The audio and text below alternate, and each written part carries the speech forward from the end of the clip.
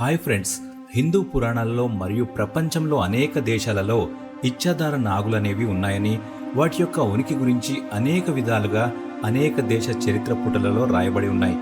మొదటిగా మనం భారతదేశం యొక్క పురాణాలలో ఏ విధంగా ఉన్నాయో తెలుసుకుందాం. ఫ్రెండ్స్, నాదొక రిక్వెస్ట్ ఏమిటంటే ఈ వీడియోలో చాలా ఇంట్రెస్టింగ్ విషయాలున్నాయి, ఆఖరి వరకు చూడండి. హిందూ పురాణాల గురించి మనం మాట్లాడినప్పుడు శేషనాగు, వాసుకి అనే నాగుపాములు చరిత్రలో ప్రాముఖ్యమైనవి అంటారు. మహాభారతంలో భీముని కుమారుడైన ఘటోత్కచుడు కూడా ఒక నాగకన్యను వివాహం చేసుకున్నాడు. ఆమె పేరు ఐలావతి. ఈమెను మౌరవి అని కూడా అంటారు. ఈమె శివుని మెడలో ఉండే నాగకన్య అయిన వాసుకి యొక్క కుమార్తె అని కూడా అంటారు.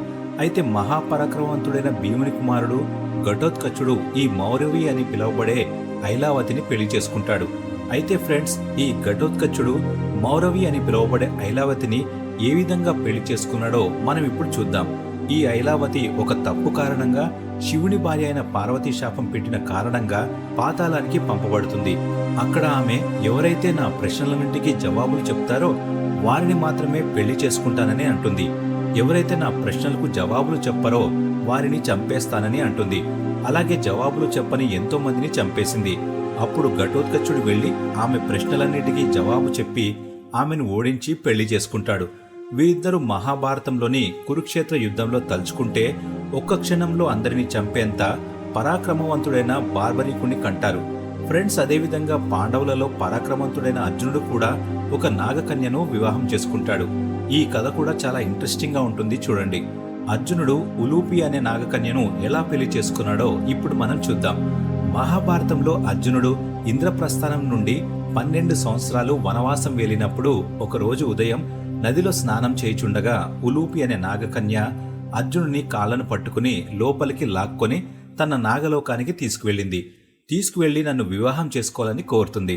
అప్పుడు అర్జునుడు నాగకన్యతో ఇలా అంటాడు: నేనిప్పుడు వనవాసంలో ఉన్నాను, నన్ను బ్రహ్మచర్యంలో ఉండాలని ఆదేశించారని నాగకన్యతో చెప్తాడు. అప్పుడు ఉలూపి ఒక బ్రహ్మచర్యం కేవలం ద్రౌపది విషయంలోనే గాని వేరే వారి విషయంలో కాదు కదా అని అంటుంది. అప్పుడు అర్జునుడు ఆ నాగకన్యకైన ఉలూపి మాటలు విని వివాహం చేసుకుంటాడు. ఉలూపి అర్జునుని పట్ల సంతోషించి ఒక వరం ఇస్తుంది. అది ఏమిటంటే నీటిలో ఉన్న అన్ని రకాల జీవరాశులు అర్జునుడు చెప్పినట్టే వినాలని వరం ఇస్తుంది. అందుకే నీటిలో అర్జునుడిని ఎవరూ జయించలేరు. ఇలాగ మహాభారతంలోని విషయాలు కొన్ని తెలుసుకుందాం. కొన్ని మాన్యతల ప్రకారం చెప్పబడింది ఏంటంటే ఈ యొక్క ఇచ్ఛాధార నాగులు మంచి స్వభావం కలిగి ఉంటాయి. కానీ ఎవరైనా వాటికి హాని చేయాలని అనుకుంటే ఉగ్రరూపం దాల్చడానికి ఏమాత్రం వెనకాడవు. పూర్వకాలంలో ఇచ్ఛాధార నాగులు తరచుగా కనబడేవి, కానీ కాలం గడిచే కొద్దీ ఈ ఇచ్ఛాధార నాగులు కనుమరుగాయి.